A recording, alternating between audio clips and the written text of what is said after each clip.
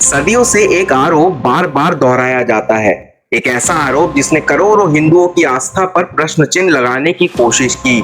Social media हो, blog हो, किताबें हो या बहस के मंच, हर जगह एक ही कहानी सुनाई जाती है कि ब्रह्मा जी ने अपनी ही पुत्री मां सरस्वती पर आसक्ति दिखाई। बस एक दो पंक्तियां दिखाई जाती है और पूरा संदर्भ छिपा दिया जाता है और फिर पूरे सनातन धर्म पर फैसला सुना दिया जाता है। लेकिन क्या वास्तव में हमारे ग्रंथ यही कहते हैं? क्या किसी श्लोक का छोटा सा अंश ही पूरी सच्चाई है, या फिर हजारों वर्षों की दार्शनिक परंपरा को उसके संदर्भ से काट कर एक अलग अर्थ दे दिया गया? आज हम किसी से बहस नहीं करेंगे, किसी का अपमान नहीं करेंगे और ना ही किसी की आस्था पर प्रहार करेंगे। आज हम केवल वही पढ़ेंगे जो ग्रंथों में लिखा है, पूरे संदर्भ के साथ, क्योंकि अधूरा सत्य कई बार सबसे बड़ा असत्य बन जाता है। तो आइए शास्त्रों के पन्ने खोलते हैं और जानते हैं कि ब्रह्मा जी और मां सरस्वती के इस विवादित प्रसंग की वास्तविक व्याख्या क्या है।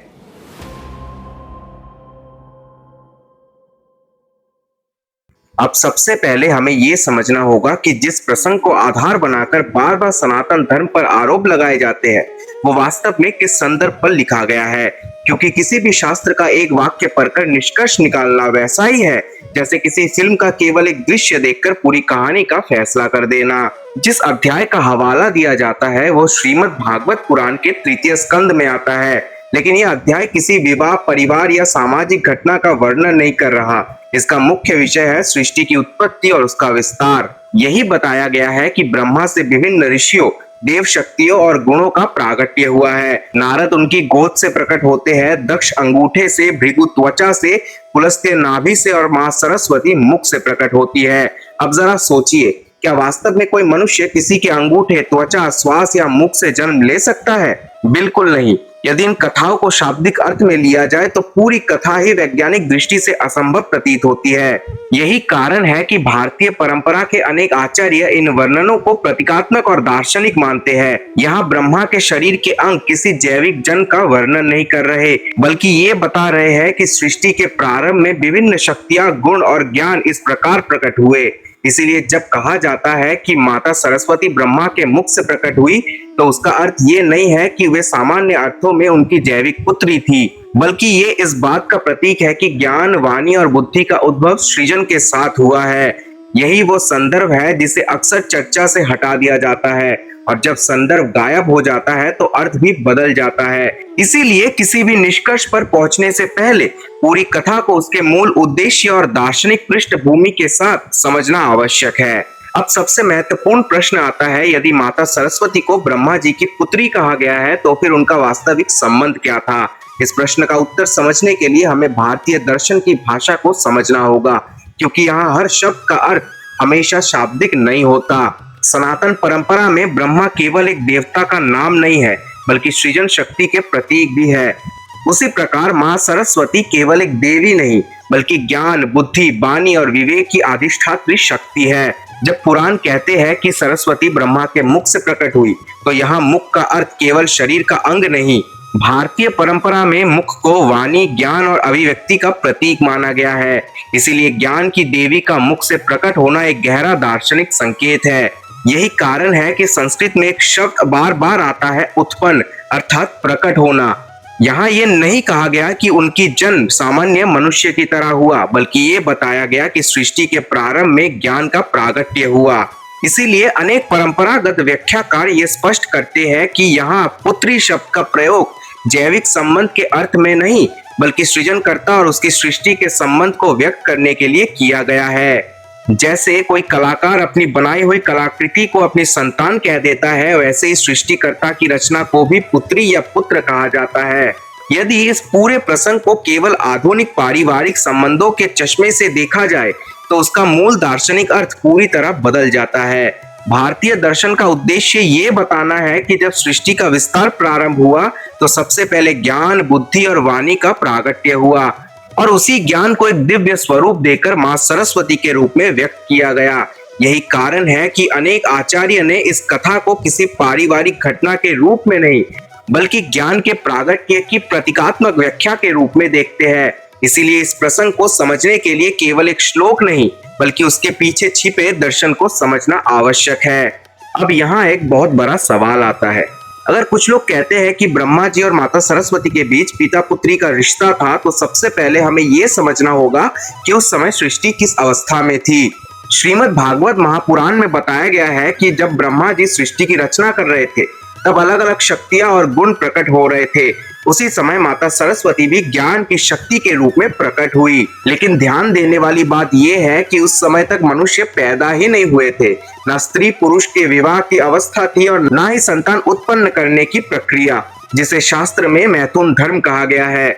आगे चलकर भागवत में बताया गया है कि ब्रह्मा जी के शरीर से स्वयंभू मनु और शतरूपा प्रकट हुए और इन्हीं के बाद पहली बार स्त्री और पुरुष के मिलने से संसार की जनसंख्या बढ़ने की शुरुआत हुई। यानी अगर हम पूरी कथा पढ़े तो साफ पता चलता है कि माता सरस्वती के प्रकट होने का समय मैथुन धर्म शुरू होने से पहले का है। इसीलिए कई विद्वान कहते हैं कि इस प्रसंग को आज के पारिवारिक रिश्तों की तरह समझना सही नहीं है। यहाँ सृष्टि की शुरुआत और ज्ञान के प्रकट होने की बात हो रही है, ना किसी सामान्य परिवार की।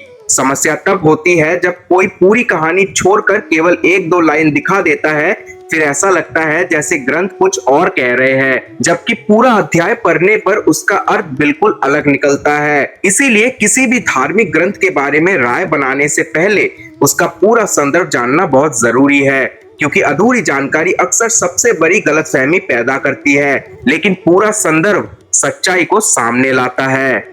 अब सबसे बड़ा प्रश्न यही उठता है, यदि पूरी कथा प्रतीकात्मक है तो फिर पुराण में ये क्यों लिखा गया कि ब्रह्मा जी अपनी ही सृष्टि सरस्वती की ओर आकर्षित हुए? क्या यह वास्तव में किसी अनुचित संबंध का समर्थन है? यही वो स्थान है जहां अधिकांश लोग केवल आधा श्लोक देखते हैं और बाकी पूरी कथा छिपा देते हैं। जब हम आगे पढ़ते हैं तो पता चलता है कि जैसे ही ब्रह्मा के मन में ऐसा भाव उत्पन्न हुआ तो उनके ही मानस पुत्र मारीची और अन्य ऋषियों ने तुरंत इसका विरोध किया। उन्होंने ब्रह्मा को समझाया कि ऐसा विचार भी उचित नहीं है और ये महान व्यक्तित्व के अनुरूप नहीं है। ध्यान दीजिए, यदि किसी ग्रंथ का उद्देश्य किसी कर्म का समर्थन करना होता तो वो उसकी निंदा क्यों करता? वो स्वयं उस विचार को अनुचित क्यों ठहराता? यही कारण है कि अनेक पारंपरिक आचार्य इस प्रसंग को मानव मन की परीक्षा के रूप में देखते हैं। उनका कहना है कि यहाँ ब्रह्मा एक पात्र नहीं बल्कि मन की भी प्रतीक है और सरस्वती ज्ञान और वाणी की प्रतीक है। इस दृष्टि से ये कथा एक गहरी मनोवैज्ञानिक शिक्षा देती है कि यदि मन पर नियंत्रण ना रखा जाए तो क्षण भर के लिए भी विकार उत्पन्न हो सकता है, लेकिन सच्चा धर्म वही है जो उस विकार को पहचान कर उसे रोक दे। यही संदेश आगे की कथा में दिखाई देता है। वहां किसी विवाह, किसी संबंध या किसी बलपूर्वक कृत्य का वर्णन नहीं मिलता, बल्कि कथा का समापन इस शिक्षा के साथ होता है कि अनुचित इच्छा पर नियंत्रण ही धर्म है। अब तक हमने श्रीमद् भागवत महापुराण के प्रसंगों को समझा, लेकिन यहीं पर एक नया प्रश्न सामने आता है। कुछ लोग कहते हैं यदि भागवत में विवाह का वर्णन नहीं है तो ब्रह्म वैवर्त पुराण में ब्रह्मा और सरस्वती के विवाह का उल्लेख क्यों मिलता है? यहीं पर अधिकांश भ्रम पैदा होता है, क्योंकि अलग अलग पुराणों के अलग अलग प्रसंगों को बिना संदर्भ से जोड़ दिया जाता है और फिर ये निष्कर्ष निकाल दिया जाता है कि सभी कथाएं एक ही घटना का वर्णन कर रही है। लेकिन पारंपरिक व्याख्याओं के अनुसार ऐसा आवश्यक नहीं है। ब्रह्म वैवर्त पुराण में जिस देवी का वर्णन मिलता है उन्हें भारती, वाग्देवी, श्वेतवर्णा जैसे नामों से भी संबोधित किया गया है। कई पारंपरिक भाष्यकार इस प्रसंग की व्याख्या करते हुए बताते हैं कि यह वर्णित देवी का प्रागट्य एक अलग संदर्भ में हुआ, इसीलिए वे इसे भागवत में ब्रह्मा से प्रकट हुई सरस्वती के प्रसंग से भिन्न मानते हैं। अर्थात सभी परंपराएं इस विषय की एक जैसी व्याख्या नहीं करती। हिंदू धर्म में पुराणों के अनेक भाष्य और परंपरागत मत मौजूद है और उन्हें उनके अपने संदर्भ में पढ़ना आवश्यक माना जाता है।